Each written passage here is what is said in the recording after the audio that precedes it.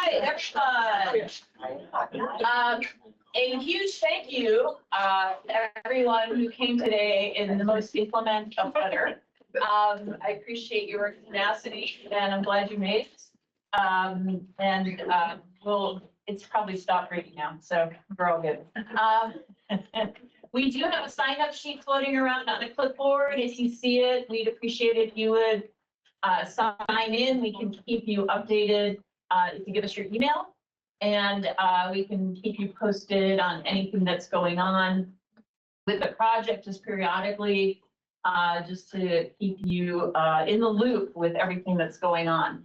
I do want to thank again everyone for coming. We do have Penny Gibbons, I'm Julie Thomas. We're with the Board of Commissioners. Lee's not here, and I'm imagining it's weather related, but she may come, and I hope she make it safely. We also have Corey Grass here from the Sheriff's Office. He's in charge of the transition group from the Sheriff's Office into the new facility. It's a huge job. And we have Scott Carnegie here from DLZ. And we also have Steve Kreider here, who's the owner of the property.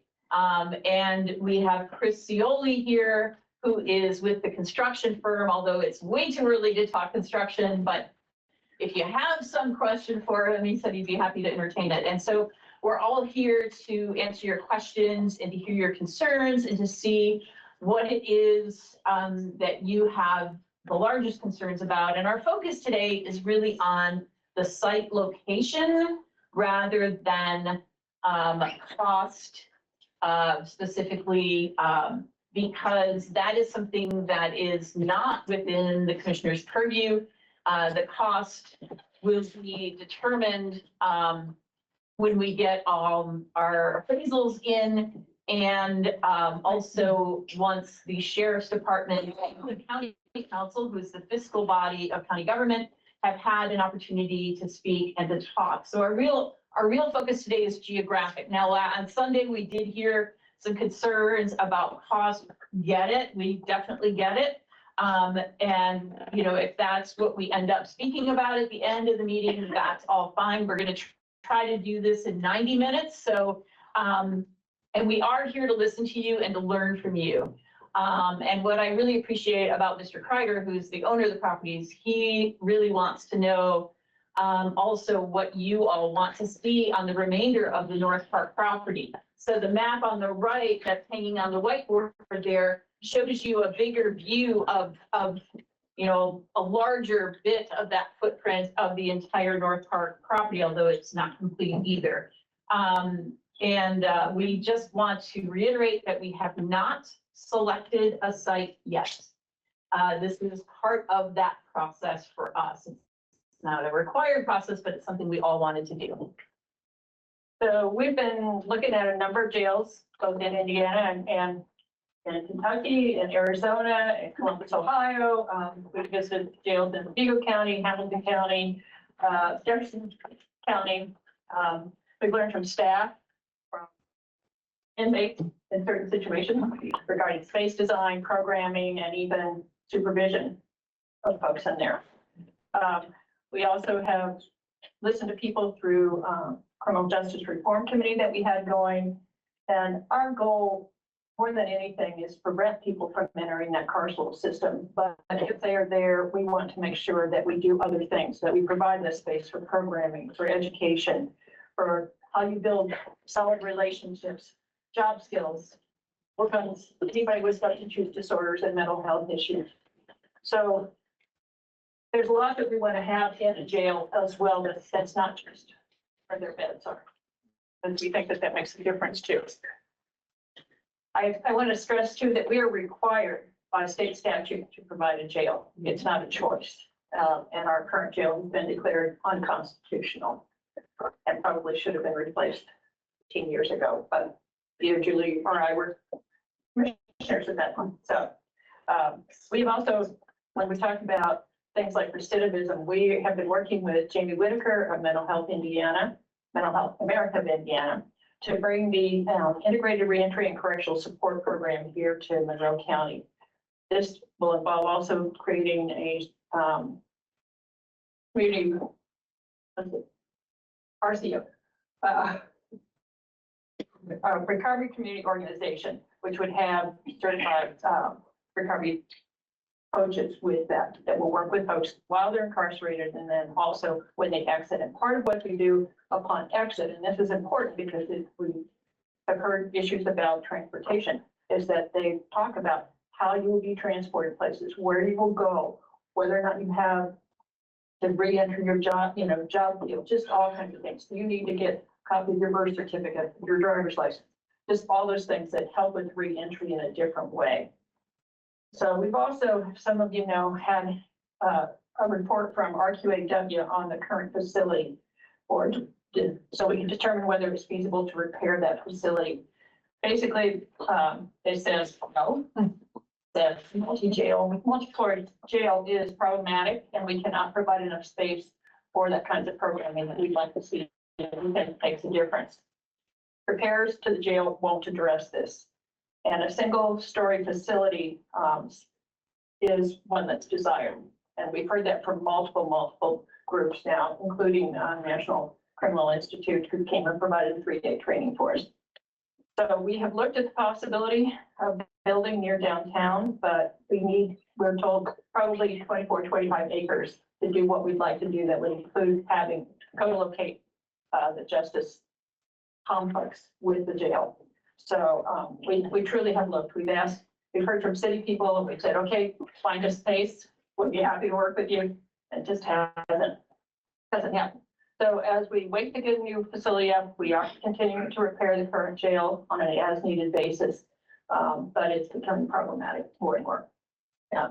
And I would just like to note, so we do have County Councilor Munson and Iverson and Hawk here today as well. So sometimes they get questions peppered at them as we talk through financing if it comes to that.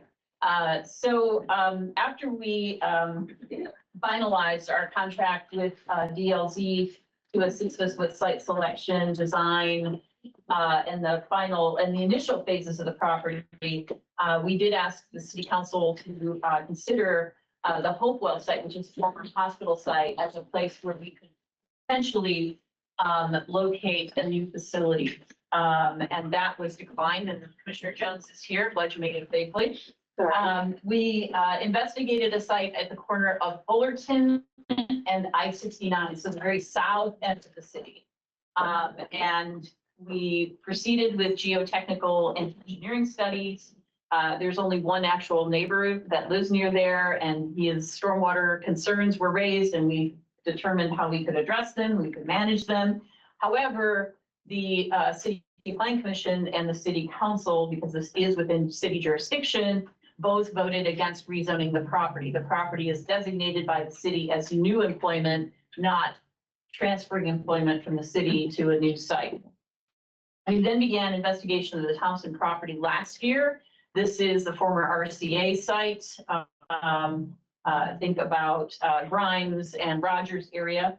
And this is property that the county already owns. We held a couple of listening sessions, much like this, although not as rainy.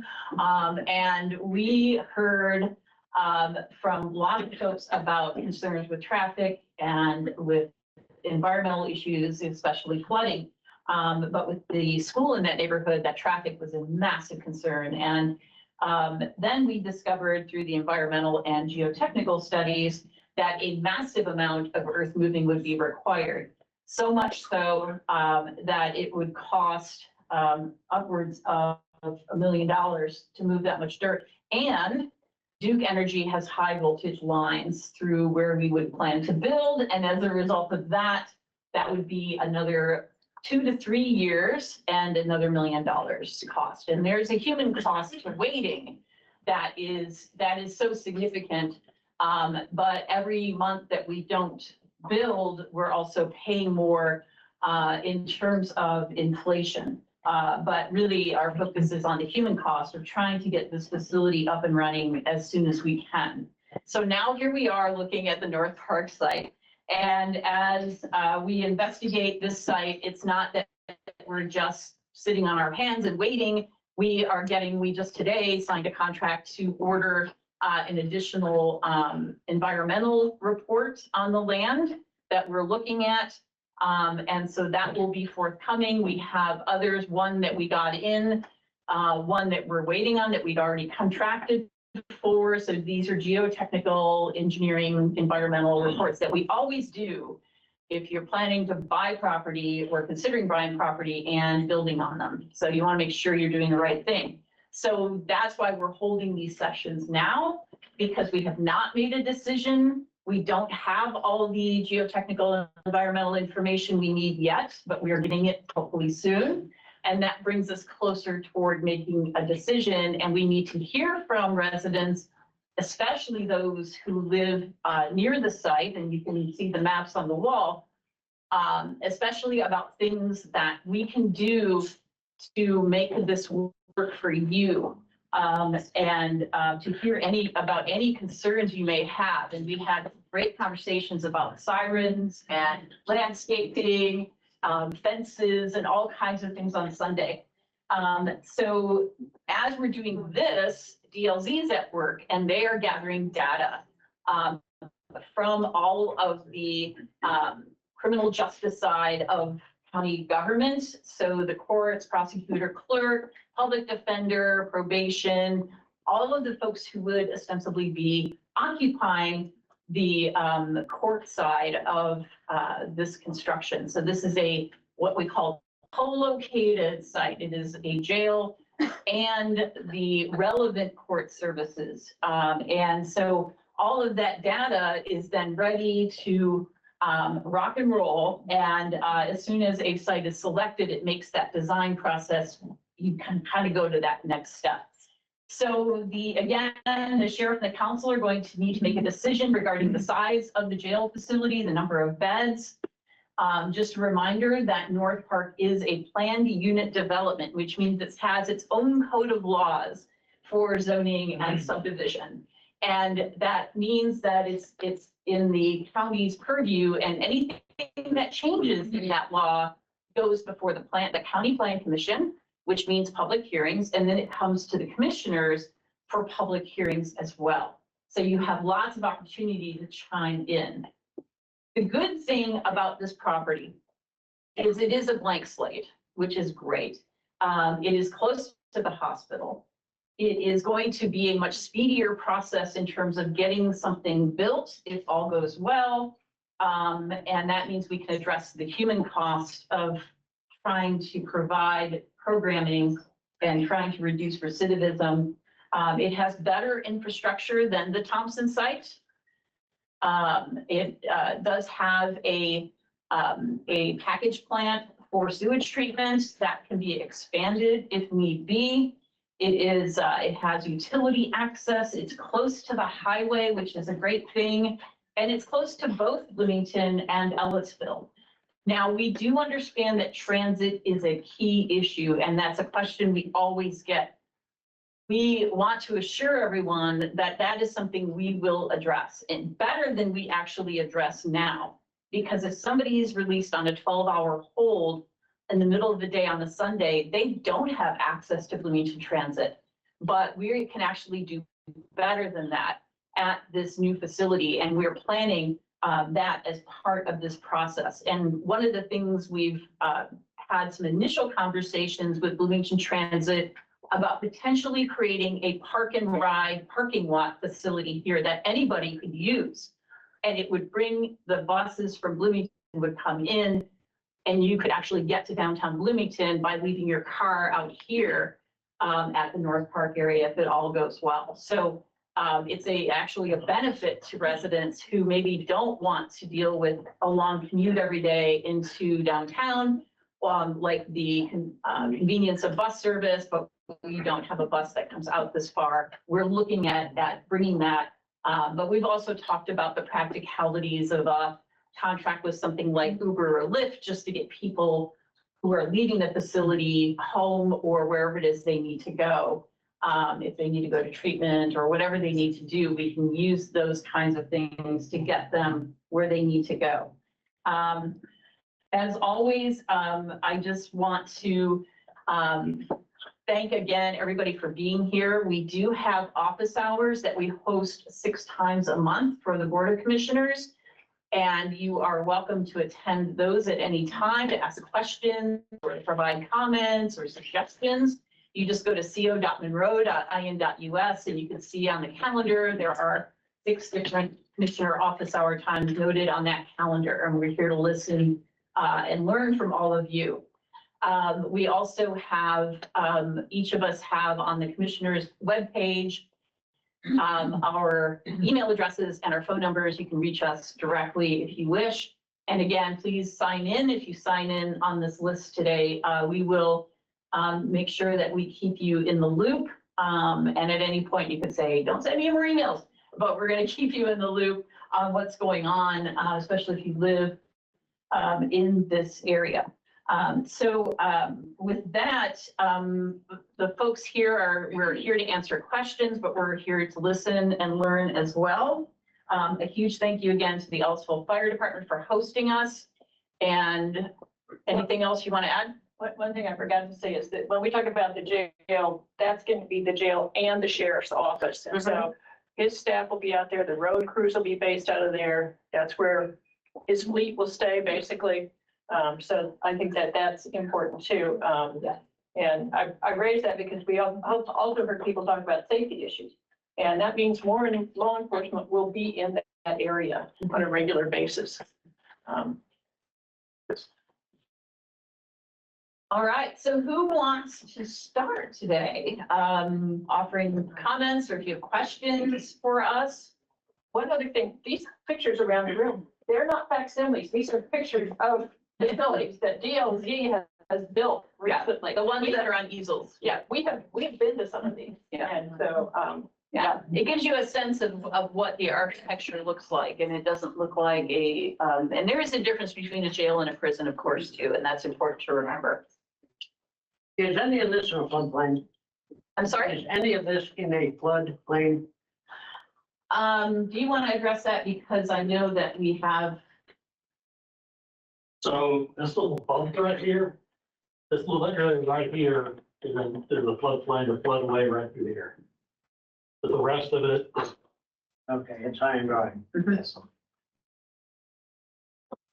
and so that's why that drawing, and that is just a preliminary drawing, that And- really is just to give you a sense of scale And and, that area has a lot of limestone. yes. I assume that impacts building costs considerably. It may, it depends on how far down the bedrock is. so Well, I mean, if it's a single-story building and you said that the cost was prohibitive on the old RCA site, it's gonna be the same here. That's not gonna be different. If the design's the same, you're still gonna have to excavate the same amount. No, the RCA site, sorry about jumping there. The Please. RCA site has a giant mound of dirt above the ground that has to be moved first of all to get it ready. And then the excavation of that site involves power lines under the ground. It's not moving dirt for that, it's Yeah. doing the giant power lines down there have to be moved by them. They control that timeline and the schedule. So it's actually different on those Yeah, excavations it's for like sure. 50 feet of additional dirt has been tossed onto that property. and it covers like 8 acres. Acres times 50 feet. It's, it's a 6-acre footprint, 53 feet tall. there you go. And it's not just dirt, it's old quarry debris, big rocks. There. So Yes, in the back, I can't see you. Sure. So you said you haven't decided yet, but it sounds like you don't have any other choices. So is this the prime spot you're thinking about? This is the site that we're focusing on right now, which means we are pursuing, there's an expense involved with doing engineering studies and geotechnical studies and all of that and getting appraisals. And so we are doing it one site at a time. There are a lot of benefits to this site, but we do need to hear from residents about it as well before we even get back those other sort of technical bits of information that are going to help impact the decision as well. So will the cost have anything to do with picking out a site? I mean, you said we weren't going to talk about cost, but you brought up some costs. So the cost, the impact, are you going to decide based on what's most economical, or is it just you want to find a good site and then cost what it costs? Yeah, that is a really great question. Because one thing we wouldn't have to do with Thompson is purchase land. But there is a lot of cost involved with preparing the property to be ready, but also in getting access. Roadway access is really bad in that area as well. There are other problems with that site. So we are moving through. When we started with DLZ, we had a list of potential sites, and we're just continuing to move through that list.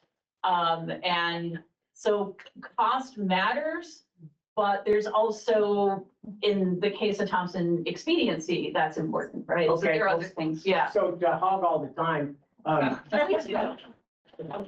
other question I have. I'll get it back from you. You have a new mayor and you have a new city council, so if you went back to them to look at the political site, because I know it's a pretty prime site as well. Mhm.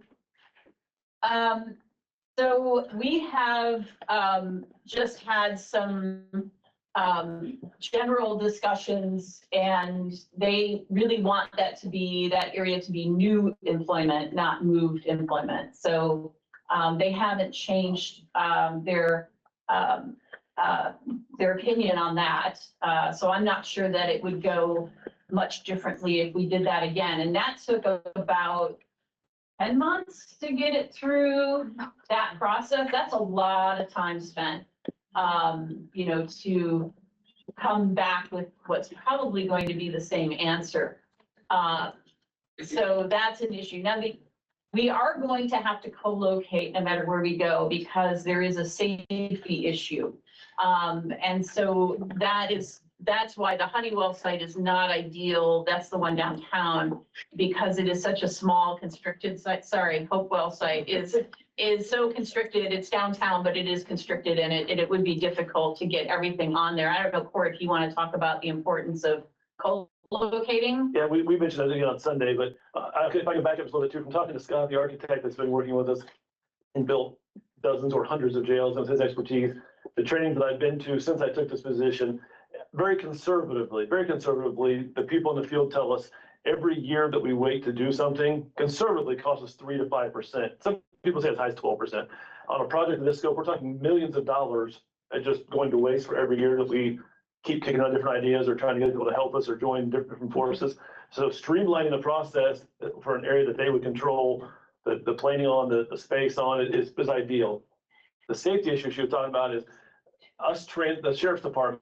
And again, I did 30 years in law enforcement, but the sheriff's department having to transport inmates from our facility to a court type facility is a nightmare. The cost, first of all, the manpower cost, the vehicles, the gas, that's a lot of it. But then also just the cost of, no matter how far apart we are, if we're a mile from the correction, from the courts, or 10 miles, there's only so many routes we can take to get inmates to and from those two locations. And if we do it one time a day, or usually more than one time a day, they know what time they're going to court. At some point, something bad is going to happen, whether it's a car wreck, somebody tries to escape, somebody tries to rescue their family member back. It's a logistics, financial, and safety nightmare to not have them all together. So that's one reason it's ideal that, well, the sheriff's office and the jail are going to be together regardless, it seems like. I think that's kind of a point that everyone agrees on, but the justice complex being with that, I think almost everyone that's in the system agrees that's the best way to do it. As far as moving inmates back and forth, the court schedule changes every day, which is just a part of the process. It's just, there's different change of pleas, the attorneys file different motions,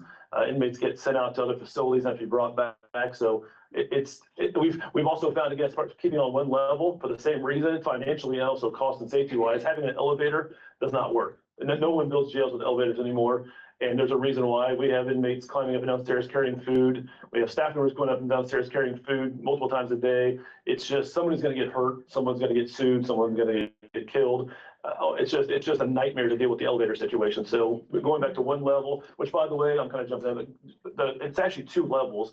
It's a ground level, and then there's a mezzanine with stairs in each unit or pod that will have a second cell on there. So it wouldn't be a 2-story building. There's just one set of stairs inside that unit to get there when we say one level. Thanks, I yield the floor. Yeah, To the man for wood. I bet you're gonna come back with a question. I know you are. Yes, sir. So what I'm concerned about, of course, because I live on Stony Brook, is the safety. How many different programs are you going to have there, like mental health? Is there gonna be a facility for that also? As well as you said, the county's gonna be there for, the county road? Mhm. Is that also gonna be in there, the city So- trucks? Oh, no, no. Oh, okay. No, when he said road crew, I think Penny said that. Road crew. Right, yeah, no salt Like trucks. Mark police cars Yeah, and things, right. transport vans, I things. don't used to do jail at all. I'm Yeah. also former Yeah. law enforcement. Okay, However, I am concerned about the spillage over into our Sure. addition. sure, What are you going to do to prevent that sure. or to protect us for our safety? Because our kids play in the street. Yeah. They play right up next to that field. Mhm. And we have a lot of young children in our neighborhood. Yeah, I absolutely hear that. So one of the things we talked about on Sunday is going to be important. And so you can see that in the middle picture over there, there's that generic drawing. We're going to be, when people leave the facility, they will be leaving from toward the 46 side. There may be a lobby, a pickup area where, somebody can come pick them up or Uber Lyft come and get them. There could be a resource center. There are a lot of things that we've discussed doing, but people would be funneled toward the roadway, not toward the subdivision. Right. The other thing that I've talked to a couple of folks about, who live in your subdivision, is the fact that that end of that street, as it's sitting on that map, on that overhead map on the right-hand side, that was supposed to attach at some point to Hunter Valley. We can, because we're going to be opening the planned unit development for this whole area, we can actually talk about stubbing that off so that it's not accessible by vehicles. That will give you a good buffer. What And about foot traffic? What kind Yeah. of perimeter can we put up to prevent? right, so Scott, can you talk about perimeters for them, what we talked about on Sunday too? Yeah, so there was a gentleman here, Sunday, I think also, Tony Burke, that expressed similar concern. There's always opportunity for, a fence, 8-foot, 10-foot chain link fence. There's also opportunities for vegetative screening that we can do. That's really kind of what you would expect. I think, some kind of a physical barrier to prevent, within reason, somebody, having easy access to kind of wander. Right. Right. And then are you gonna buy the entire property or just what's circled in red here? Since you're up. So the area being contemplated right now is this area right here. Okay. That's approximately almost 43 acres. Mhm. Now, this has not been formally surveyed or anything like that. It's approximately 43 acres. And then this area right here, and Steve may want to talk more about this, but this is kind of being preserved for outlots, kind of what's being envisioned. Like commercial. So what kind of businesses does a jail complex bring to the neighborhood? It's a frame, so, what it can bring in, so we don't intend to have, we do hope to create, and that we will have created in Monroe County, a substance use disorder mental health treatment center, but not here. It would be elsewhere. And that could be what ends up on Thompson, we don't know. But this is just going to be, the jail and then the court and its ancillary services. And so, What I'm seeing is you're going to multiply traffic by tenfold.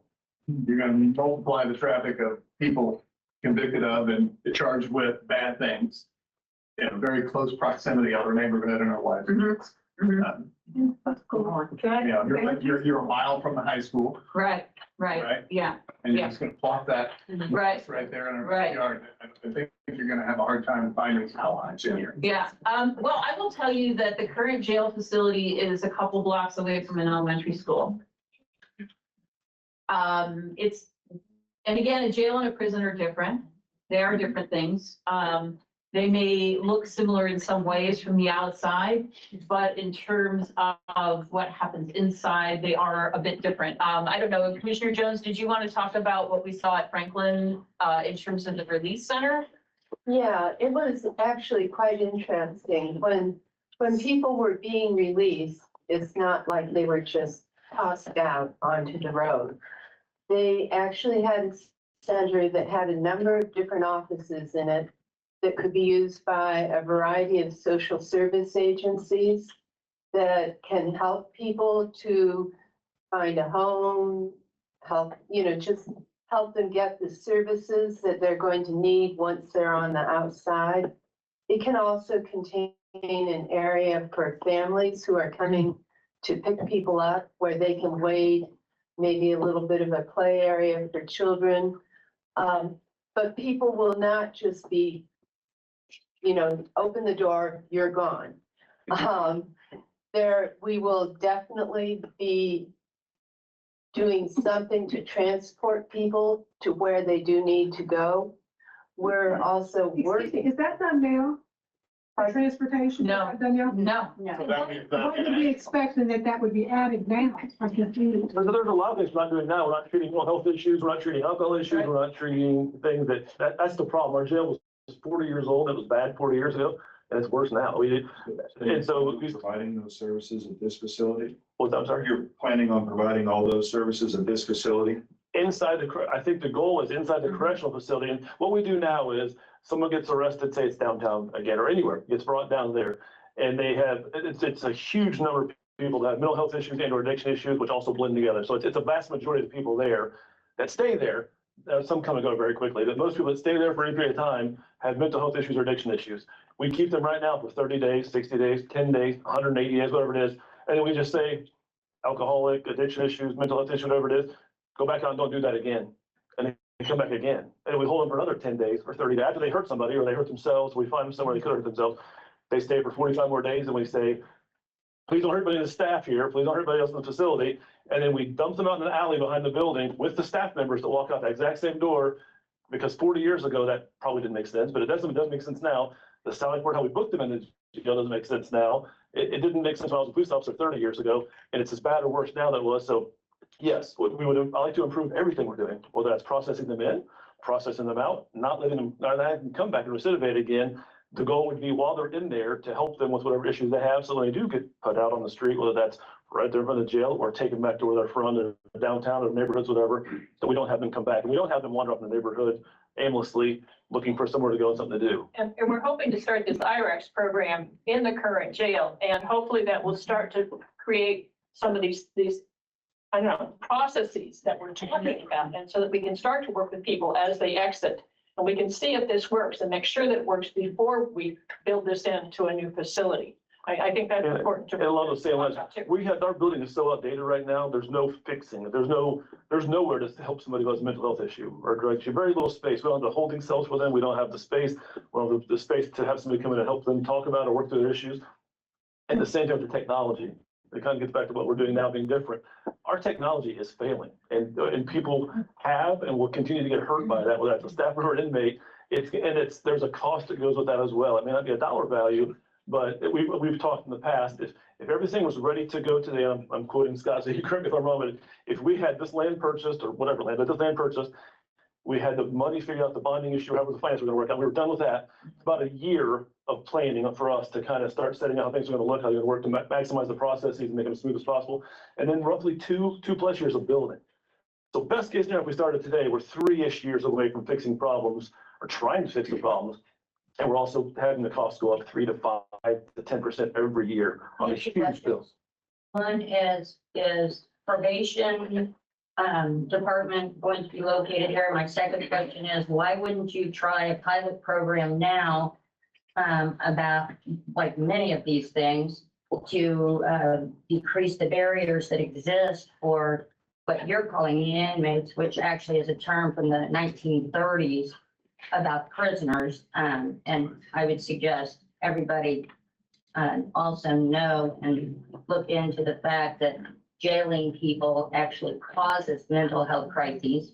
So we're causing those crises right now, and that's not going to change when we jail more people in any kind of facility. So we should be throwing the $180 million that we're talking about this being in services that help people instead of continuing to do this kind of harm, because all of these mental health crises are what we ourselves have created. So that's my stance on that, but I do want to know the answer to probation. Do you want to talk about the pilot program again for IRES and then? Integrated reentry, I want to know now why it's not being done. because we're waiting for the state to approve this, and the state is gonna come in and fund part of it. And then we are also looking to possibly use some of the opioid settlement money that our county has received to help fund some of these recovery coaches, to have them in place. If we can get things settled, we may have this up and going within a month or two. So this would give some of this programming. The other part of the problem with this programming is the space for programming in this jail is probably, is it even a third of the space we have in this room? I don't think it is. No, probably not. No. We just don't have that space to do some of this stuff. We're lucky that we can, that the current sheriff is willing to work on finding space for this Irish program to be put in place. And part of what they do is they come in, they do assessments for people, and this is a completely voluntary program, by the way. Nobody is forcing you to do this. Folks are interviewed with a kind of a standardized interview process. And one of the things that they found is that people with substance use disorders are often people who have mental illness issues and they're self-medicating. And so they start to try to help folks dig in on their own to what's going on. That have been caused by the carceral system itself. Not all of them, but some of them. Okay, I'm not arguing about that. But then upon release, they have somebody who's also certified peer recovery coach who works with them intensely upon release and tries to get them the services. Do you need to have services for recovery? Do you need to have services for finding housing? Do you need services for building relationships to get back with your family? These are a lot of things that prevent successful re-entry into society. Back to probation also, parts of probation, yes, will be moved.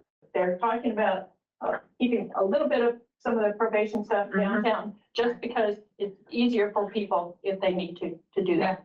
So it would be, there's a possibility that something that it's up to the judges because they're in charge of probation, not the commissioners, just like the judges are in charge of how many people are actually in a facility at any given time. That's not something we can control. It's not something the council or the sheriff's office can even control.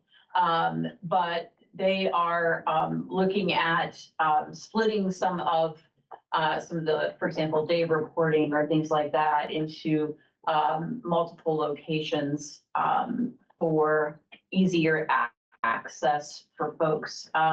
And what we're also doing simultaneously with all of this and it's not connected with this because it's not going to be at this location potentially, but we're also, the health department is getting an overview of the gap analysis, basically an overview of mental health, substance use disorder needs in our community, something we've not had, that sort of 10,000 foot view to determine the gaps, our strengths, our weaknesses, and bringing all of the providers together. And then hopefully using opioid settlement dollars and perhaps hopefully state dollars to leverage it. It could be something where the county has to provide some land or something like that, that we would then find a provider, and it could be regional, it could just be countywide, who will then provide services somewhere in this county, which will also help reduce the number of people even entering the criminal justice system, which is a great thing. And again, we want to see a reduction in recidivism. We want to see people who have never experienced the criminal justice system in the first place. We want to do everything we can to prevent people from entering the system. That's our goal. But we are constitutionally required to provide a constitutional facility. One of the other questions that came up, and I just looked down and saw my note, relates to the neighborhood. And there is a 20 acre piece of property, Mr. Kreider, here. So this is the neighborhood right in question. This is a vacant lot right now, right? This is something that you're interested in hearing from folks who live in this area about what kinds of things they want to see in this portion of North Park. Yeah, that'd be good to help. As Julie had said earlier, the host site's a blank canvas at this point. And when they asked me if we would consider this facility, my first reaction is probably similar to others. But then I saw some of the architectural rendering, things like that. I personally, on my own, went and looked at other sites and what had developed around them and how they handled those sites. And I thought, well, it's worth listening to and seeing, give it a chance, because obviously it's a need the county has. And so it's got to go somewhere. And so just as, it's a big piece of property, and they now have purchased the ground between 69 and this site where the red line is there. Most of that, not all that, actually over towards the road a little bit, but for a new park site possibly. So some ways they're buffering themselves from it, from other neighbors and properties.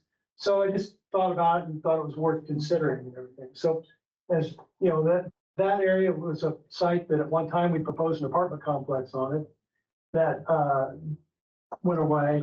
I guess I would be curious to see what the neighborhood would like to see in the general area around it, and what types of projects they would like to see in the area. I'd like to say something about the security factor of inmates getting released. I work at the sheriff's office and I start my shift pretty darn early in the morning when it's dark. Yeah.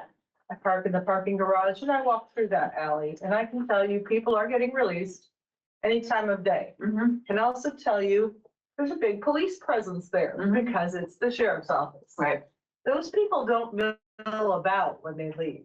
They're excited to get out. They want to flee. They want to scurry away as Yeah. quickly as possible back to their lives. So I would say, in the interest of not giving them a reason to mill about, I would say a park is probably not a good idea, because we can see what happens with the parks in our Yeah. town, in our county. Yeah. It will give them another place to call Seminary Yeah. Square. It'll give Yeah. them another place to mill about, when Yeah. really what we want to do is, I say we have a curb and we have 4 times a day releases, and there's Ubers parked at the curb, just like at the airport. Yeah. You just go right out the Yeah. door, there's one waiting for you. And if that's part of their release and the county has to foot the bill for that or Yeah. something, Yeah. so be it. But there should be a way to get them away from there and back home Yeah. safely, easily, and, there's plenty of Uber drivers out there that wouldn't mind picking someone up and knowing that the county's. I'm just saying, though, I'm not concerned about the inmates outside of the jail. Yeah. They don't Yeah. stay there. Yeah. They leave. Yeah. And we just need to give them the means to do that and not Yeah. stay. Yeah. So no, you Starbucks, I'm just saying, because they want to stay. Things that they would need during the day, fine, but you Yeah. don't want to have something that's, An attractive nuisance. an as they call attractive. it, right? Thank you, yes. Yeah, Thank you. yeah, I hear that. So we got a couple of hands raised in the back. It looks like April and Liz. April, if you want to go ahead. Yeah. We can come back to the transportation conversation. She was just talking about people getting released and Ubers. So I think it brings up a good point. I think the sheriff ran some numbers about the number of people who are released and say not between the office hours of 8 and 5, right? Jail for 24 hours a day, 7 days a weekend on holidays. And I think if I read it right, there's a couple hundred people that are released on Sundays. You get to pull it up. So I'm just wondering, when we're talking about safety and security, we're talking about release. What is your plan for addressing transportation for some of these individuals being released? You have a transient population as well, who may not have the capacity to have someone pick them up or have a car. What is the plan to address transportation, especially since we're talking about a jail, there's a wide variety of offenses when someone is in the jail. And I'm also concerned about safety of the community. We talk about violent offenses. But I think putting someone in Uber is not always the safest option for our community. So I wanted to address that. Wanted to see if Well, if they're being released, there must be a reason they're being released, right? And I don't. Public bus wouldn't be any different. Yeah, I don't know what the If you're difference worried would about be. safety, Yeah. then. But again, we are talking about the potential for, if it's during Blue Transit hours, that we've got that potential. We don't have anything for them downtown right now, and so this would actually be better. Using contracted services, whether it be something owned by our department that then takes people downtown or whatever it might be. There are a lot of options, but I think at this point, our focus is not on the details because we will figure that out. But we just want to assure people that we will do better than what we do now in terms of getting people home to Beacon, to services, to wherever it is in the county that they need to go. And that is something that we recognize is important, and that is something that we know we have to address. Liz, did you have I did. a question or comment? You have photographs here of some of the facilities I think you're seeing, is that right? Mm-hmm. So there's been a little bit of discussion I've heard about what is around facilities. So can you give us some idea of what was around those facilities that you saw? Yes, thank you. And actually Scott could give us even better because we went to different facilities and not all of these. So if you can help us with that, that would be great. Talk about Hamilton County and all that good stuff here. Yeah, so this photograph over here, this is Jefferson County, it's a bigger bit facility. It opened about 6 months ago. So Jefferson County, Madison, Indiana. It's an open parcel. There's a factory to the east. Really, And how many beds? How many houses are next to that? How close? there, nothing like I can think of. It's mostly field, farm, How field. about this one right here, this? There are residents by Jefferson building. So the center one there, that's Franklin County, that's in Columbus, Ohio. It's programmed for a 2,800 bed facility. We'll get, it's not there yet because they still have to do phase 3. It's a kind of a semi-industrial, commercial, lots of businesses around it. No neighbors. There are some about a quarter mile away down on Fisher Road. There are residential homes just down the road from that facility. The one there in the corner, that's Eagle County Security Center, obviously Terre Haute. It's next to a mall, shopping mall, in close proximity to a mall. It's also in close proximity to the sewage treatment plant. This is Elkhart County Community or Regional Jail, Elkhart, Indiana. There are some residential in fairly close proximity, so it's a very large parcel. That's 1,001 bed facility. My And then, spouse and I are looking at properties in Ellisville to purchase, and we're not gonna locate here if this is happening. We'll say it. I'm curious, the one that had the wall nearby, which came first? the mall. Wall. But what about Hamilton County? Yeah, so Hamilton County, Noblesville, Indiana. I know Steve, you've been there for that one as well. It's actually, just want to say it's a campus. They have a work release program there. It's right across the road from Hamilton High School. It's literally right across the road. You could throw a rock and. And across the street from an elementary school. Yes. Okay. Yes. And is the current jail not 2 blocks east or west from residential homes? Yeah. Currently? There's a lot of residential downtown. Right, right next door, right, Across basin. right next door, and then elementary school a couple blocks away. Yeah, yeah. In the blue jacket, your hand's been up the longest. Thank you. Yeah, thank you. My Thanks for family being- lives on South Street Road, so we are probably less than 4 miles from the proposed site. So I want to go back to the safety concern because that is my biggest concern. Sure. I have the responsibility to protect my kids. I have a 5-year-old, a 3-year-old, and an almost 1-year-old. I love to play outside, right by those woods. Like our property doesn't quite touch Pattern and Pattern, but it's right there. We can see it. And I strongly oppose this measure simply because of the risk that it poses to my family and my children. I'm very concerned. I understand that you are going to try to do the best that you can, but our family doesn't really have any confidence that we will not actually suffer because of that. It only takes one incident for something to go wrong, and you cannot put a price on that. And so I strongly oppose that. I would certainly consider if there's other measures where there aren't any neighborhoods. I know we're not the only family there too. There's children, I said twins right across the street from us, kids that would suffer potentially from these measures. So I want to just voice my concern and say that I oppose the risk. There are, and I definitely hear that. And it's something that we've all talked about a lot. And it is a real concern. It is a real concern. I hear that. And it's something that I know Scott, DLZ has heard a lot in various communities as they work through this process in other communities as well. And so, yeah, we take it seriously. We definitely take that seriously. Oh, for sure. So in the very back row. Yeah, I'm asking another question now. Okay, I knew it. Well, you know, if I had to live by a jail, I might be a little nervous. I wouldn't want to live by a cemetery either, but I'm superstitious. But my question is about process. So obviously, this wasn't your first choice.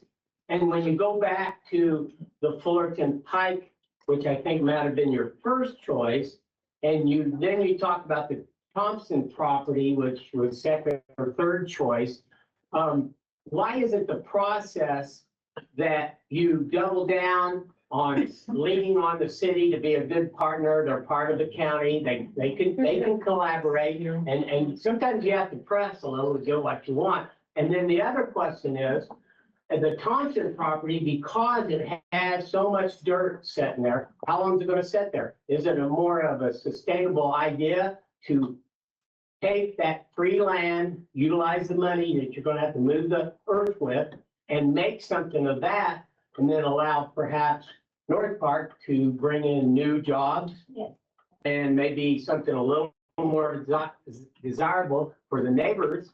And I just wonder why the process isn't to double down on what you really wanted in the first place. And the Thompson property really seems like the best one because it's not good for anything else and you own it.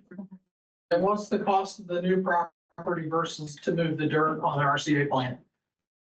What's the price of the new property? It is, so we need two appraisals, because as a county entity, we can only pay the appraised price. So I haven't seen the other one yet, so we have to wait on that. There are,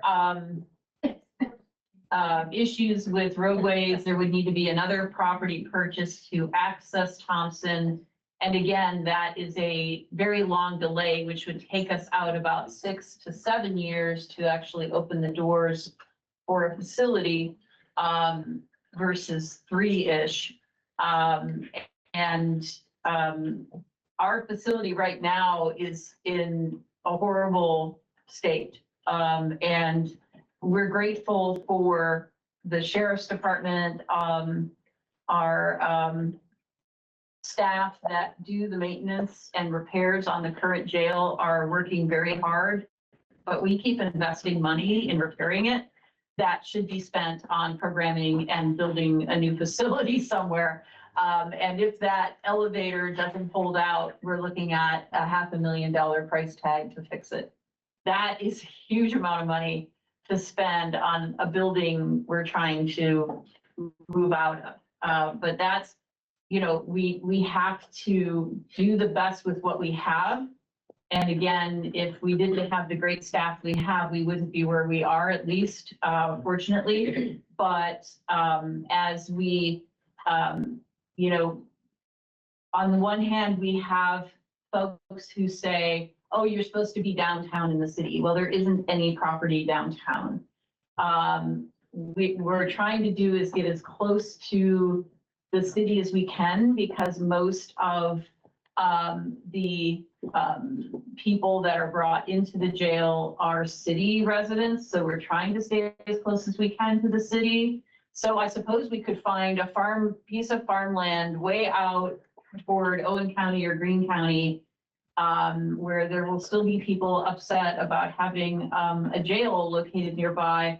But then now you're talking about everybody, every police entity, agency having to move people to that facility every time they want to book somebody in. There's a cost for moving farther away from the city. And I hear what you're saying about the Fullerton site. And again, that last process took 10 months. It would probably take us another 10 months to get an answer again from the city. That's official. I continue to have discussions with them, and I continue to hope that things change, and they haven't. And that is, you know, we can't make them do it. And there were folks who were upset about that location because Fullerton Pike has not been completed to I-69, but that's going to actually happen. Fullerton Gordon to Roar is actually going to be one roadway, and that's just a few years out from completion as well. So I definitely understand the frustration because we've lived it and felt it and tried to work through it. And it's not an easy thing. In the back?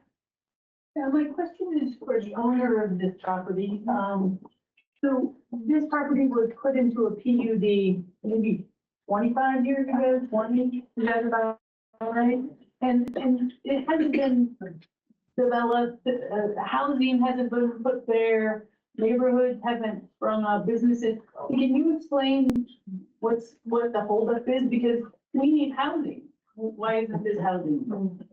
Well, part of it, the area for the housing, well, first I'll go back to the multifamily piece was the way we're going to develop it to begin with. And that one part that we tried and it was, people didn't want that project. And since then, we've had a couple groups come through for apartments, but they needed tax abatement. And the problem is that that doesn't work real well in this situation. And so, and we've, you know, and since then, I mean, I've heard people have said, you know, it's a great spot for a grocery store. We thought so too. We talked to different groups and at one time, one that offered a contract, then they backed out and said it was too pioneering for them. And they didn't want to go there. So I think a lot of what hurt was when we did this in 2005, you know, in 2008, the retail world changed. And now it's like, and I know in our other business, it's, you know, we used to build 5 shopping centers a year around different places. There's no shopping centers being built now, as we all know. We go to the mall here, it's changed, which is what we had set for this, was retail and, you know, a town center. But that time changed the way we all shop. You know, now the shopping centers that we're using are the warehouses that are being built. That's how everything's being done. So no matter what happens here, we've got to rethink the whole proposal because it's just outdated. The world's changed. So that's, you know, there's a lot of reasons. I said this, I look back and I asked myself, was I crazy? Why did I do it? But then I looked at the things we had, and there was a time when we actually had some people very interested in building the shopping centers. But then that 2008 hit, and everybody pulled the horns in and stopped. So, and it's never recovered since. My follow-up question is, what's the big mound of dirt that It's just extra material we brought in from other jobs that will be used in that area, can be used in that area for construction. thank you. Yeah. You're up here. Yes, you could. You're next. Yes. So I just want to start out by saying I recognize the tough spot that you're in, and I recognize the need for jail, and I agree with the services that need to be provided. One of the things that you said, that I've heard you all say is yet you're here to get feedback and you're here to learn, right? And so I want to say thank you for that and for these listening sessions. I don't know if any of you live in Ellis. I don't want to make assumptions about your involvement in Ellisville. If you live in Ellisville, for your close. Okay, great. I think one of the things that you're going to hear, I'm not surprised about the safety concerns, but I think one of the things that you're going to hear is we don't feel heard a lot of the time. Bloomington's the big voice. And, you know, I've worked on the Envision Ellisville project. I'm current chamber board president. And collaboration across this county is very difficult. It is very challenging and it is very difficult. Decisions like this impact a lot of different parts of the county. And so I think I came tonight wanting to learn and understand. And I think it's really important that you do learn and you do listen. I don't know if you know anything about the work we're doing in our community. We spent the last 2 to 3 years listening to our residents and developing a future vision for the community of Ellisville. One of the things I cannot get out of my head is when you come off I-69 at this exit is at Ellisville. Mhm. It doesn't say Bloomington. Mhm. It says Ellisville. And, you know, the community of Ellisville is tough to identify what it is because the actual town limits are very small. Yeah. But the people who identify with living here Yeah. is much bigger than that. And you can hear them, they come here to live here for a reason. They choose this area and not Bloomington for reasons, and they want to preserve those reasons. And they have thoughts and feelings about what they want this community to be.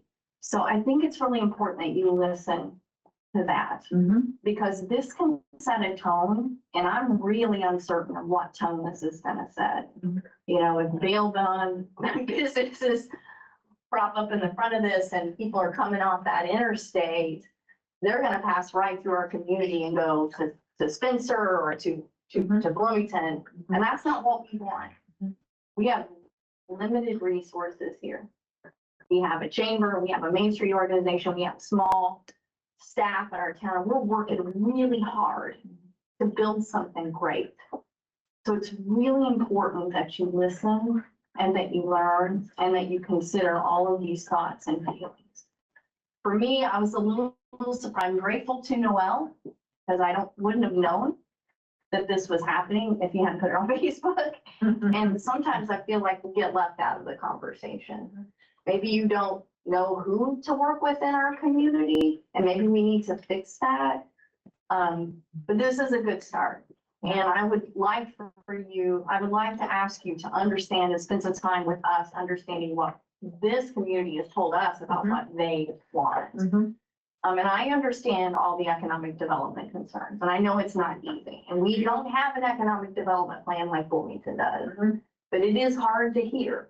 Yeah. Sitting here, as hard as we have worked with our limited resources to create a vision, and we're trying to execute on that vision, and Bloomington won't budge because of their economic development plan. That is hard to swallow. I'm not gonna lie.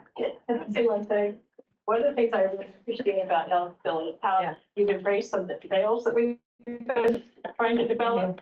I mean, this is really, feels good. Yeah. The parks that you're putting in, I mean, you were. Yeah, you talk to folks, they want parks, they want trails, but they want a decent grocery store. Right. They want a downtown that they want to gather That they in can their identify. downtown. Sure. You know, they want a community they can that they can be proud of, that provides them. They don't want to leave here to go get what they need. Right. They want to stay in Ellis. Right. Yeah, that And makes, so I'm struggling with what this does for us as a community, and how this fits into our plan and our vision. yeah, no, and I appreciate that. And I would add too, that one of the things that we've been working, with Ellisville on, and we did send this out to, the town government. We sent an invitation to town government, some folks were here, William else was here, Tanya's was here. So we've had representation from the town, which is great. But, we've just been through, months of negotiations around transit and, a shadow transit service. Another issue we've been talking about So here. collaboration is so important, and it's important to us, and we're part of that, and we've been part of that, and that's who we are as county government, is we are collaborators, and we are focused on trying to get all the pieces to work together in the best way possible. The focus is on the people who live in the community and what we can do to serve them. And I think the transit discussion, and I know you're very familiar with that, is a piece of that. And that's how we approach things in Monroe County government. And I think that's a good example for, Well, even with that issue, I can tell you there were people in this community that felt like, again, the Bloomington voice was dominant in that conversation. And so there's got to be a balance there of listening to all the residents of the county. yeah, So. yeah, and they weren't even there. It's kind of interesting. Yeah, that's so interesting. Okay. So I wanted to see, so I live in the neighborhood of Sandra. I mean, nobody wants it. No one wants this jail in our backyard. But I did canvass the neighborhoods and ask what they would like to see. And we've heard movie theater, golf course, a Top Golf, a Meyer. And I know you want to sell the property and you want to make money on it. We do not want to see the jail there. We do not want to see this complex. It's gonna be, they're building, I get why you want to do this, but you're building the dream of, you know, the jails and the courts and everything. I just want to raise my family in my neighborhood, in the county that I chose. I chose not to live in the city. I chose not to live there for a reason. I didn't want to be around all of that. I wanted to be in the county area. And now you're bringing those city things to my home, and I'm not a fan of it. But you are okay with a Meyer or some other big. With safety, yes. Okay, but I don't want to jail in my But I bed. don't think you're trusting that safety will be actually better in your area. I'm from law enforcement, and I can tell you right now, this is what will happen. This is gonna turn into 100 acres of nothing but mental facilities, the prison, They talked about a transition. everything Housing, will not all here. blend in Not there here. at some point over the next 20 years. It's a great piece of property. We don't want it to become. I've been in law enforcement for 20 years. I know what I happens think in you're jail. misunderstanding the program that we're talking about occurs within, not outside and not all around Do you it. not see the people wandering around Bloomington and wandering around the jail? That's what's gonna happen I here. work there, sir. They I do know not you do. wander around the jail. You gotta understand. People wander in for visitation, families come in for They have visitation. business there, they're in and out of there, they do hang out. They don't hang out, they come for the business, they come for, and when they are released, or they do leave. I'm not against the jail, don't get me wrong. I'm not against the jail. I know we need this. I know we need this. Okay, so if it's not in your backyard, then. There's backyard. You're out in the middle of nowhere. There is no middle of nowhere left in this county, find us some. Fortune fights with one neighbor. And there's no permits going up. The city and could find the property. The city doesn't They're have not the involved ability, in it. it's the county that does, and that's where you guys don't understand. But there's 70% of the people in that jail are from the city, but you're wanting to move this all out to the county. It's a county project. It's a county project that handles city people. So the city should needs to have some say so. And all they do is say no. No, you can't build it here. IU police, all of the agencies bring their people, their lessees to the county jail. What the county has to do is maintain the jail, needs to be in the county. You want it away from everyone, but then we need transportation. Even if it's within the city, it's still within the county of Monroe. There's nowhere in the city to build what we need to build. But you don't have to build the dream. You can build a jail. You don't have to build a dream. Right. What, Don't have to what build part a is campus. the part? What's the dream? There's the courts, there's probation. We've heard of other services. That's not the dream. It's, you're. That is as big that's as a matter of safety. Do you guys remember what Do you happened live to? close to this property? I do, yeah. Also, yes, We do. You live in Ellisville. yes. We live in up to this. Okay, so let me ask you this. If This the is county, literally in my if backyard. the county were to give you guys a tax abatement, would you still be complaining? Are you worried it's going to hit you in your value of your It's going to hit property? you in the wallet as well. I That's already what I'm paid saying. astronomical taxes. So if it And came up. it's the city of Bloomington, Yes. also going to pay the taxes. Or is it just the county that's going to be responsible for it? The entire Monroe County population is responsible for funding criminal justice services, including residents of Ellisville, city of Bloomington, Steinsville, people who live outside of incorporated areas. We are all responsible for. And I'm saying some cameras on their neighborhood or some extra patrol will go a long way towards, I mean, this has to go somewhere. Yeah, And they put in their schools and everywhere. yeah. And Counselor Hawkins next. No. Are you calling on me now? Yes, please. Yes. I just want to remind folks that this county, the elected officials, this Monroe County, bought the Thompson property many years ago. Now, I wasn't in favor of buying that property, but those that were in charge bought that property. And it was set for, to build Justice Campus there. So why are we listening to the neighbors there when they built after they already knew or should have known what that property was for?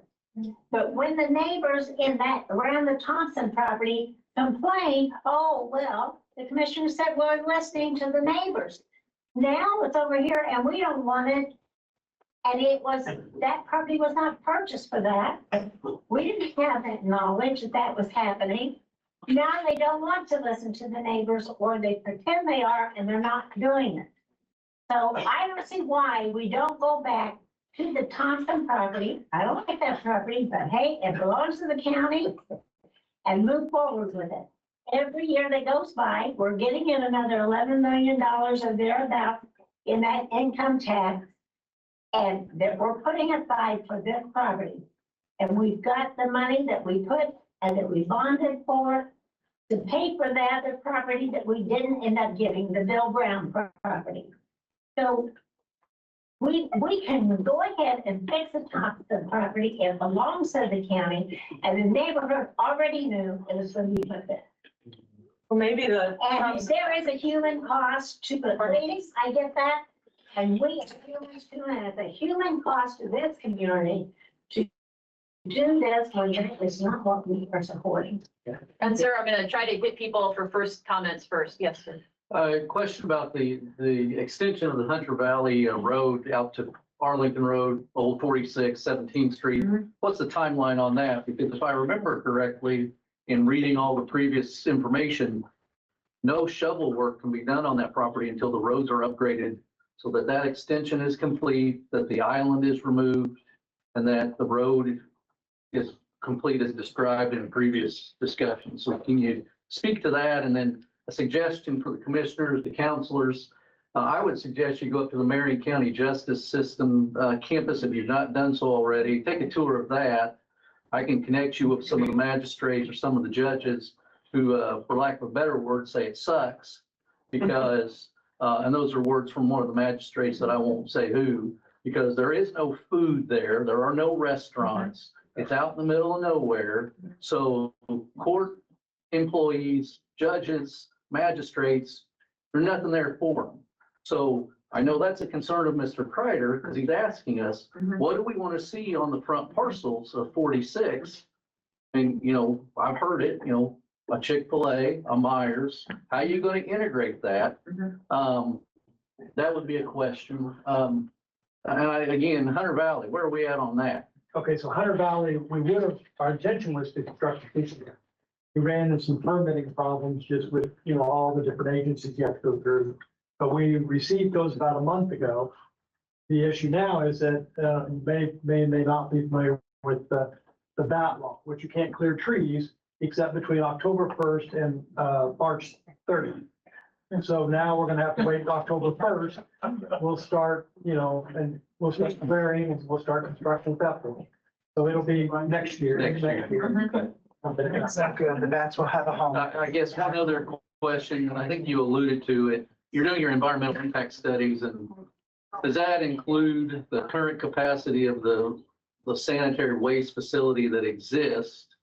And then if we add a 500-bed facility, and what's that going to do to the impact of that current facility? And then we're going to have runoff or discharge of neutralized water, and I'm assuming that's going to go out into Stouts Creek.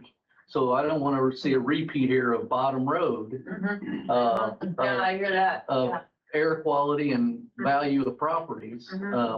You know, and again, you're asking about what can we do with that property? Have you reached out to Cook or Boston or Catalent to look at the model that they're using in Spencer for employee housing?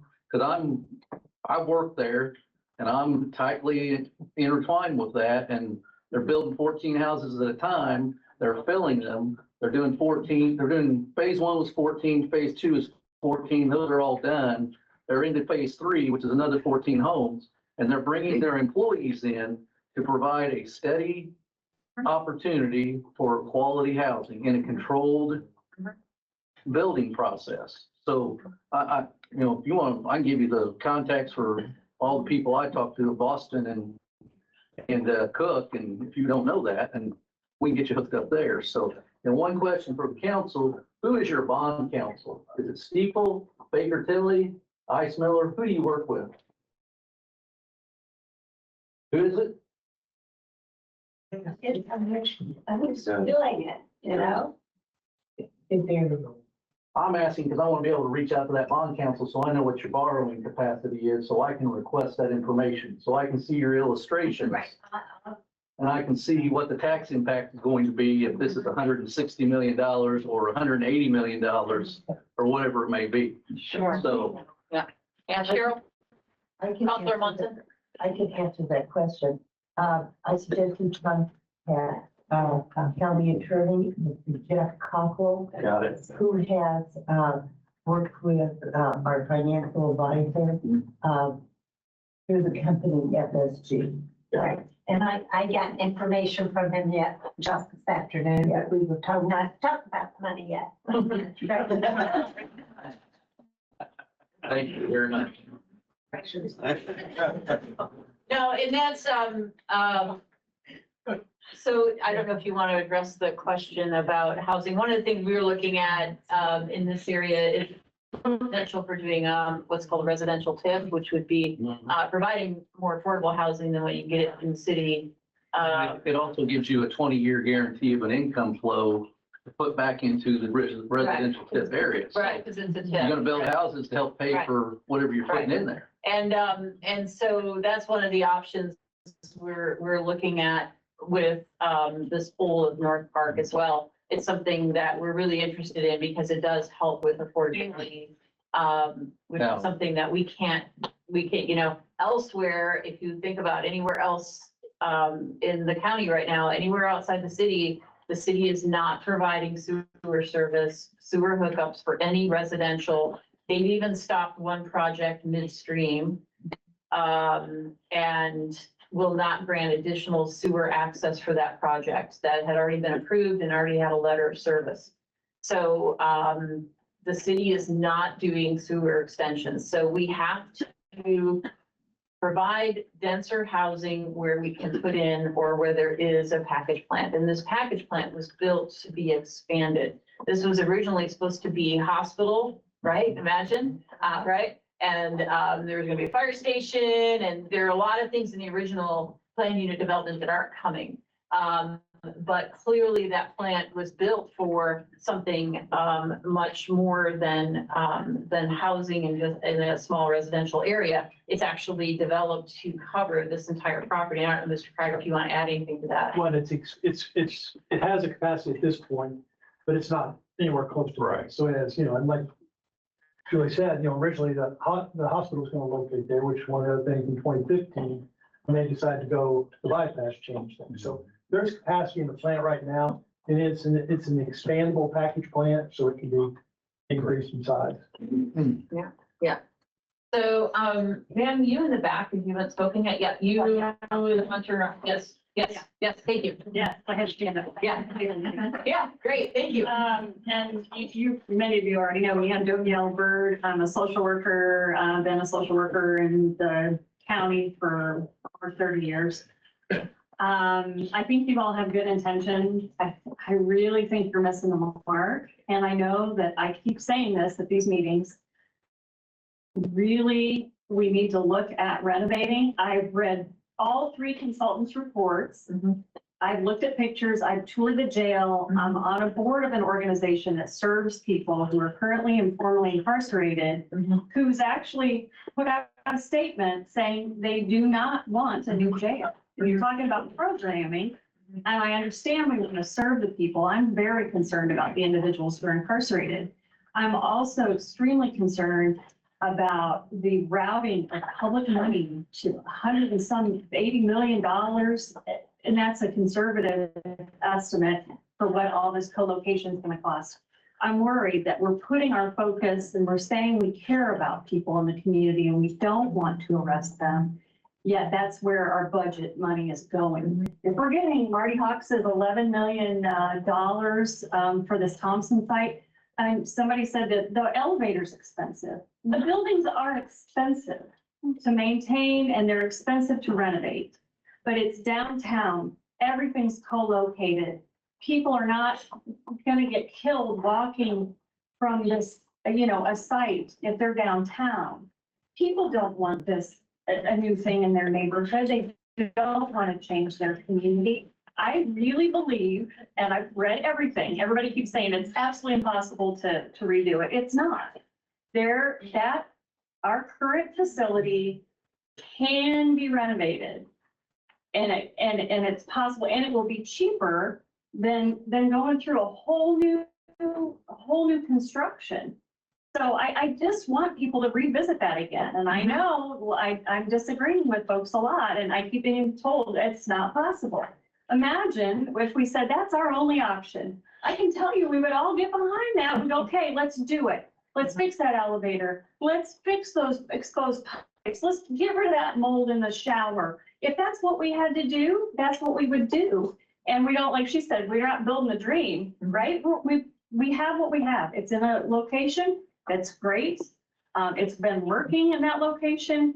And, you know, how do we make this work? And I truly believe it's not by building a larger facility that you're all going to end up catching these people in. This is not, we should not be building mental health and substance use disorder treatment facilities in our jail.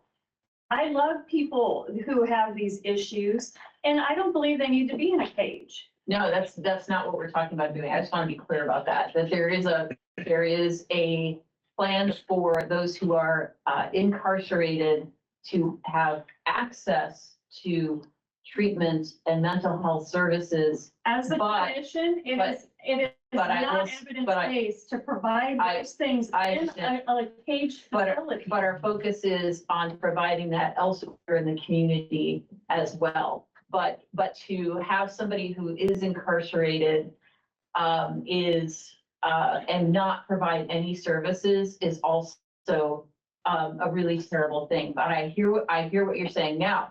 I am going to ask two people to respond to you because you've made a point. I was the last person in county government who said we can fix our current jail, and I have been proven wrong. But I want you to hear from two people who are going to talk you through it. Okay. I've read the consultants' reports. I listened to your meeting last time. Right. I've heard a ton of stuff about. I think it's worth having them go over some key points. Yes, there are others here who may want the same question answered. I'll start with you, Scott. Can't wait to hear this because Julie, I've actually looked at your blueprints for your home and told you it could be built the way that your architect did it. And sure enough, it was done, wasn't it? So I know, I was in building trades for 13 years. I know that site can be rehabbed, but. So could the building be renovated? Could any building be renovated? It's possible. Is it wise? Is it the best long-term solution? I personally believe no, for a variety of reasons. One is we're working within the confines of an existing footprint and streets and a parking garage, so we can't expand, right? And you heard Corey Grass talk previously about the lack of programming space. We've all talked about the lack of programming space. We're not going to necessarily fix that within the existing confines of the footprint.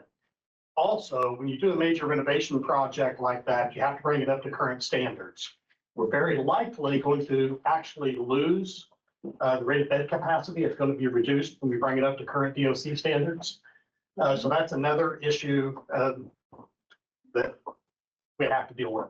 Secondarily, you have to remember this is a secure facility, 24/7 operation. So we have to relocate those inmates during construction somewhere, housing them out of county. It's costly. If you could even find a county that could take the number of inmates, you'd very likely be splitting them up among various counties. And then if you brought back here for court appearances and then away from their family even farther, it's just all kinds of costs. It's spider webs out farther and farther than. There are very few. You have to relocate the court too. And I've only, out of the several correctional jail projects I've worked on in my career, I can only think of two that were multi-story. Multi-story jails, they pose a lot of problems, a lot of safety concerns. And, you know, the existing justice center, the inmates are up on top, and then the offices are on the second, third floors. Inmates know that, so they intentionally try to flood and cause a lot of harm. Yeah. That's happened several times. Oh, yeah. A lot of money. Just moving inmates vertically in elevators, you're moving all your food, you're moving all your services in an elevator, which and the existing jail was only one elevator, which that was the first mistake. It's very costly and problematic. And it's more staff intensive.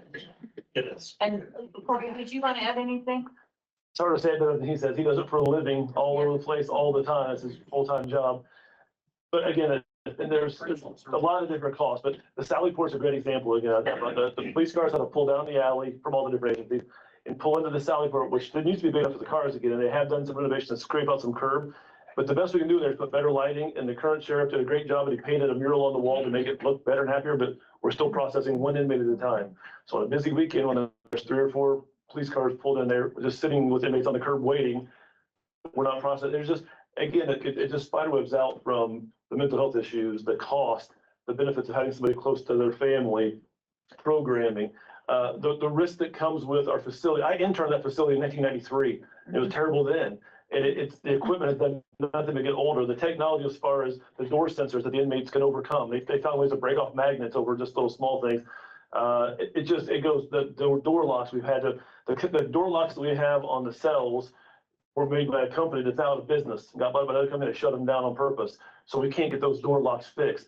Our toilets clog. The way we built our jail 40 years ago-ish, all the plumbing goes down one place. So if they try to flood the whole unit, we don't know where it came from. There's technology now that manages how much water flows through there, which is a cost-saving environmental issue. If somebody says this person's trying to flood their cell, somebody in the control room just flip a switch and turn off the water. We have there's software now. It's so basic software that says you can flush the toilet twice an hour or 10 times a day or whatever it is. There's the technology to fix a broken cell, which we have all the time. Our staff has to go in and shut down the entire block, get the people out of that area, go in and work on the thing, and then fix it. The way they're built now, there's a chase behind them. You can address those kind of things from behind that continues to run the way it's supposed to be running while things are being fixed. The maintenance plans are better. It goes on and on and on. Yeah, sir. So is this proposed facility, is this a maximum security hold? I mean, classification of jails and prisons are done differently. I don't know, we've discussed that exact level, we feel like we have now. So I mean, people are not free to leave, correct? We would get like federal level prisoners. No, that's not my understanding. No. No, that's not my, no. It's been a while, but it was my understanding we did do that. I mean, We charged for those. oh, yeah, no, that's not in our plan. aware of that. Our plan is not to build a facility that's large. That's what they actually did at Jefferson County, is they built a very large, that facility is A for-profit prison. Jefferson County. They built a larger facility than they needed because it's a very rural county, but their facility is large. And they did that as, because they are going to be in the business. So. That is not our intention at all, although that again What's is, the average bed size in our proposed bed size? And size, Number of beds. that count. Number of it beds. varies too. So the proposal, RQAW just came up with a feasibility study, which was mandated by law. They proposed 512 beds, I think it was. Now, Scott can explain better. I can, the rated capacity, and I try to simplify it in easiest terms I can. If you have 100 beds in a facility and someone says you only have 80 inmates, they say we have 20 open beds, so you're not at capacity. It's very complicated the way people are assigned based on their crimes, on separation orders, on gender issues, on, I mean, just general. I mean, if it's a cell block with people who identify as female and there's got 20 beds in it, and there's only 10 females in there, but we have too many males, we can't put them in that block. So they're, technically those beds are sitting empty and people say we have 10 open beds. Well, we don't have 10 open beds because we have 10 people that don't have a bed and they can't go in that unit. So he'll say rated capacity is about 80% generally. That's how people classify that. So roundabout numbers, if you have 500 beds, people say it's capacity for 400 inmates, which gives you the flexibility then for a mental health unit or some medical units or people that go into segregation or suicide watch or separation from other gangs, other victims or other suspects that were in the same case with them. So it gives the flexibility to protect people, protect cases, and help treat people better. So there's no plan to lease those beds out or cells I've out. never heard that now. And how many beds do we currently have? Approximately 250-ish. I have to go get the exact count. So I remember the exact number. Our bed count Is that currently adequate? Oh, yes. Oh, yes, more than adequate. Well. It's the judges who decide who is in jail. It is not the sheriff to decide, it's not the commissioner to decide, it's not even the council, the fiduciary arm. People in the jail today. As to look at the fiduciary arm of the county government, we don't, none of us decide, but it is the judges who decide. And that's the key question, is what are the judges doing? And that is something we all can't control, but it is something where county government, the way county government is created, is we have to work together to work on something like this, because as commissioners are responsible for the building, the sheriff is responsible for what happens inside the building.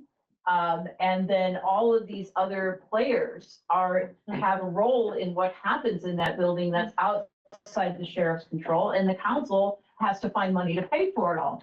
And so we work together in a very different way than city government or town government works together. And so it's a little bit convoluted in that sense. It's not just a matter of, well, why don't you just build for, 50 beds and that's all you get? And that'll force the judges to only have 50 people incarcerated at any moment. That sounds good on paper, but that's not how the world works, unfortunately.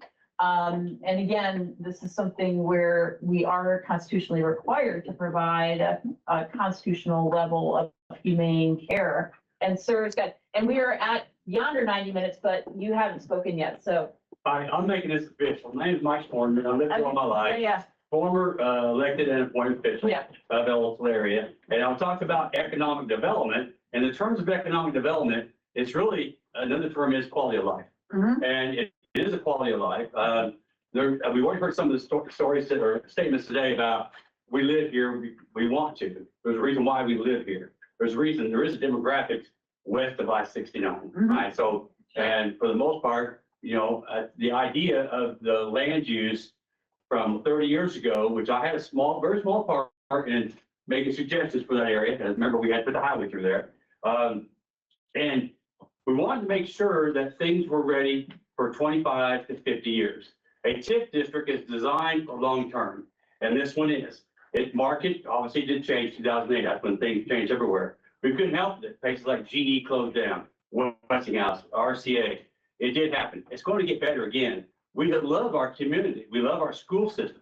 If you're west of 69, you have your choice of MCCSC in one part or the rest of it in RBB. It's great. We have a lot of visionaries took time to say, let's preserve the area west of 69, all the way over to Orange County.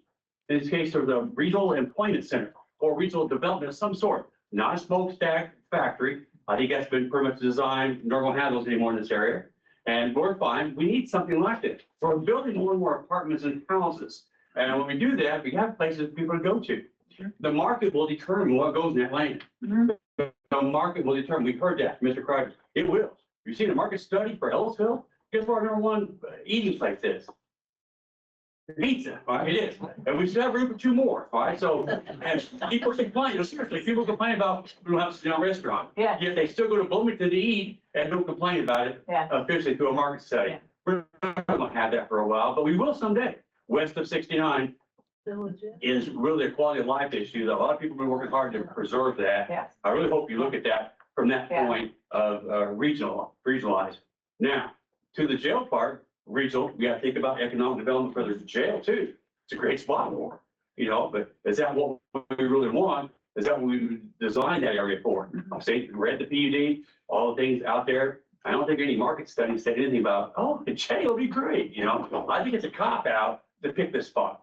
All right, it's easy, all right, so I think you really need to work a little harder with the city. One thing you should probably do is have your own building department, put a stop work order on the community center, put it out there, and put the convention center and put a jail there instead. So, but it really is about quality of life.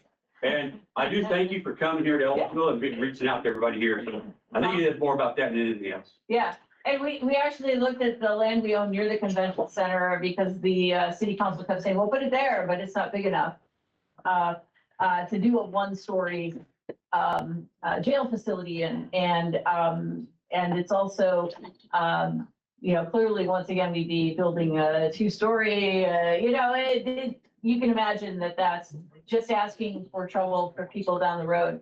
And the plan is to create something that is like a shell, and then, cells are actually now made, prefab made, and, Commissioner Jones went on that tour, in Georgia, and they are brought in and kind of, arranged inside of this shell. And that way, if, you build a shell bigger than you need, but you don't put as many jail cells in it. And you can then add a wing as a wing falls out of use, because jails have intense use. It's a 24/7, 365 operation of intense heavy use.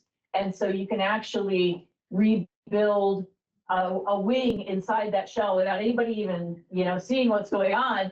You can actually build another wing, move the inmates to that wing, take the other wing down, and then move forward from there. So it's more flexible than what we have now, with this kind of, a linear build. We're both vertical and linear at the current facility, and we can't actually add any more floors either. So that's something I wanted to point out.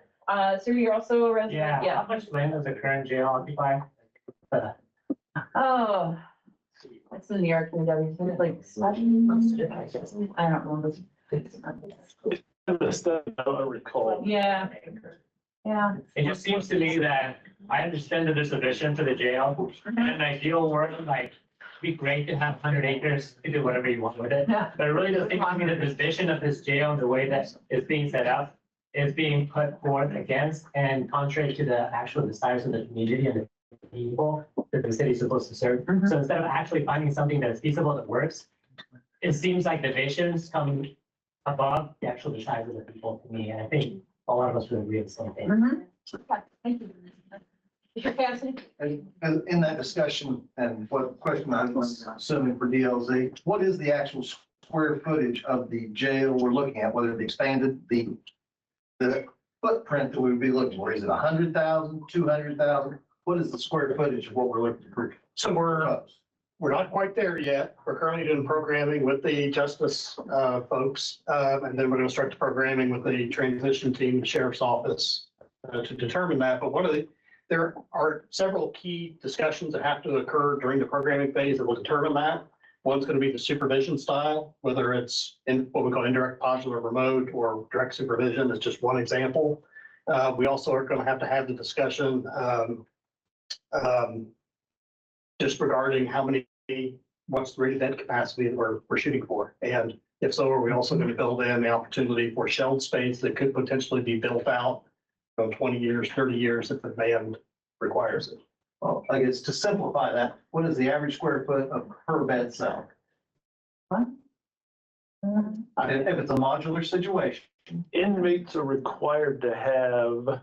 Yeah, so if I'm understanding your question correctly, so when we're talking about a modular steel cell, Yeah. each inmate has to have 35 square feet of unencumbered space. Unencumbered meaning not the confines of the combi unit, the combined toilet, sink, or their bunk, or their desk or writing surface.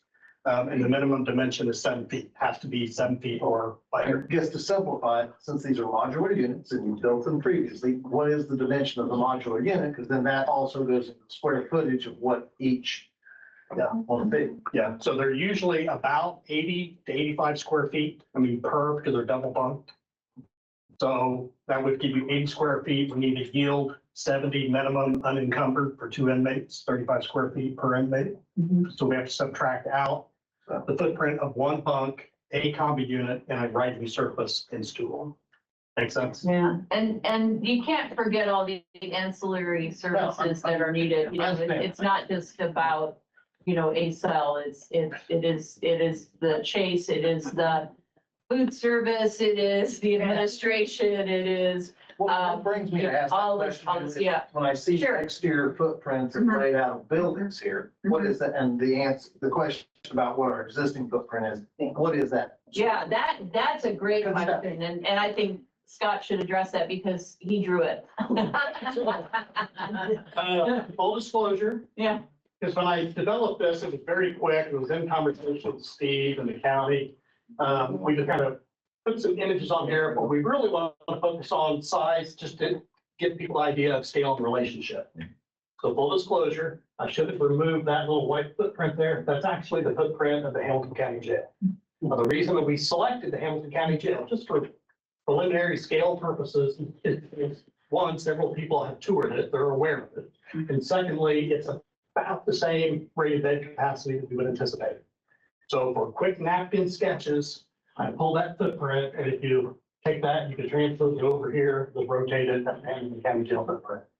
And then what we said over here is I actually got the existing square footage for all of the justice system components that we would be talking about possibly being co-located here. And then we added, I think, 50% to the existing square footage because there are some spaces that are already undersized and we want to accommodate some future growth. So this, you see there, it's a 2-story facility and this was single. So that's the justification for the footprints. Yeah, it's a really good question. So we should really be wrapping up here. Liz, go ahead. I just wanted to know if you could talk about the timeline from here on out, what to expect from now on. Yeah, so we talked about this on Sunday, so we're going to be waiting for information on geotechnical environmental engineering. So we have one report outstanding, one that we just contracted for, so that information is outstanding. We may actually be adding to that contract to do a core drill to bedrock.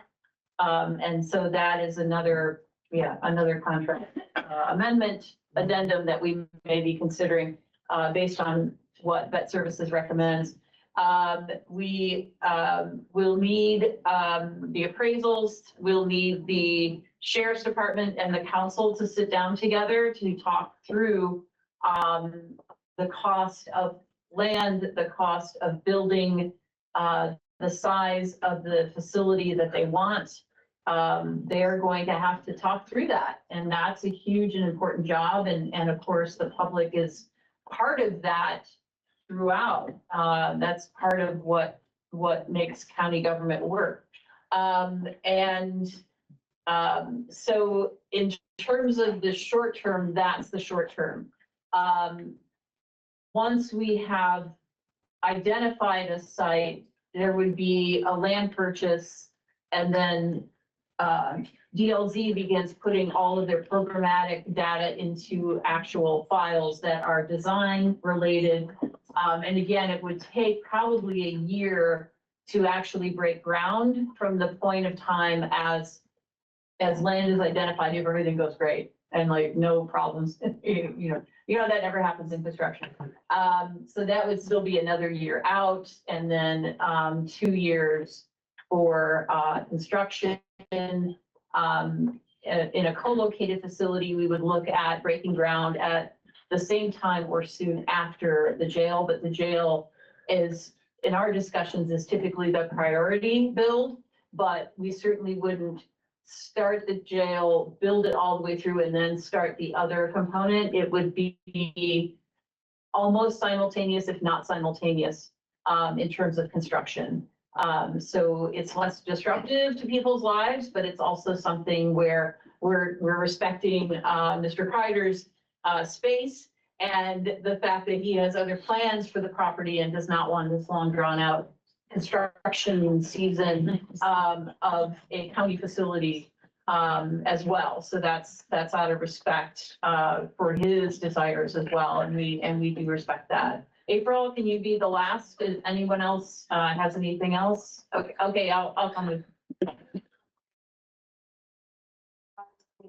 Value of the appraisal, the first appraisal for the North Park, 43 acres. You mentioned you had one, and I think we must have, I just wanted to follow up what the actual value was for the first appraisal. Yeah, and I don't have that in my head, but we always have two, and we always have two appraisals. Because we cannot pay more than market value for property. I appreciate that. I'm sorry, I probably can't hear behind you. We'll get that out as soon as we have I it. think Mr. Kreider probably knows the answer to that question. I don't know. Or Mr. Kreider. No. You don't? Sir? My question is for Steve. I mean, I was part of the audience and when we did this zoning test 20 years ago. My question is for Steve. you know, you want to, what's your thoughts of the sheriff or the jail being up there when it's gonna hurt your property value immensely? Trying to sell to a box store, like a Meyer or a grocery store, how do you lose money that bad, giving the county what they need? So there's more to it though, than that we've gone through those scenarios. Could you stand up, we- Steve? Sure. And tell us. I'm sorry. So over the years, we've tried to, talk to Meyer. Meyer's been in 3 different times and looked at it. And they finally just said, there's no demographics here for us right now. They were trying to get on the east side of town. Now, one of those sites is gone now, but I think they've said business is not a market for them. We've talked to Kroger, it's not where they want to be. They actually said they bought the old Marsh store as a blocking move, so nobody else would get it. But this area is just not an area they wanted to go with. So, we tried that. We had it at one time, there's been 2 different groups looking at it for a shopping center, for retail. And both after doing their due diligence, just said it just doesn't work. So that's obviously much to our disappointment. I do think the hospital moving hurt us a lot. Had the hospital stayed where they were, originally gonna go, would have changed things drastically, And so let's say, earlier that from 2008, it took a few years for even, that whole market to recover. It was just starting to recover when the hospital decided to move to a different location. So, so that's, the long answer is that we've tried a lot of different scenarios, even apartments at this point. But why apartments? Why didn't you try for like houses, affordable houses? Well, I mean, we got a ton of apartments in Bloomington. We don't need any more. We need houses. So why haven't you like scoped out a lot and say, okay, we're gonna build 50 houses here. We're gonna have 50 homes. But now you're gonna build a jail on your land, and you're just gonna kill the housing market up there. Well, you're gonna kill my house value. I've earned the right of my home value. Now you're gonna take 30% away from me because you're gonna let them build a jail. Well, first off, I'm learning just as you are about the process and all of it. Okay, like I said, my first reaction was no. And so, then but as I thought about it, it is a county problem, and we've got to figure out where it should go. And I don't know where that is either. And so I think it deserves at least the ability to look at it and see what it is. And the housing portion of it on North Park was to go back to the north, back up in there. But the idea was to develop, that was not going to be inexpensive to build. That's the most difficult road we've got to build there. And so we needed some of these other areas to move and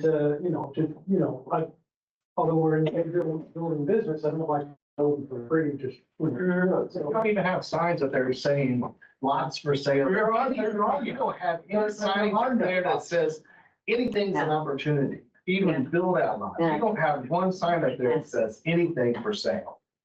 I mean, that's been 20 years like that. Well, we know you own it, but you don't advertise. No, I didn't say that. I said we tried a different approach. You haven't had a sign up there, right? No, we've not had. Okay, so I mean, how many cars drive past there? Anybody know? 30,000 a day? I mean, you don't have any signage up there to tell us it's for sale or come and build a house here. You don't, you've got houses that you're leasing the land to for the houses. So you get a tax break as farming, but we don't commercial tax break. But come on, I mean, you don't advertise that for anything. Yeah, it was like. Thank you for coming. Thanks. So if you have other questions or comments, we can set them up with you for me.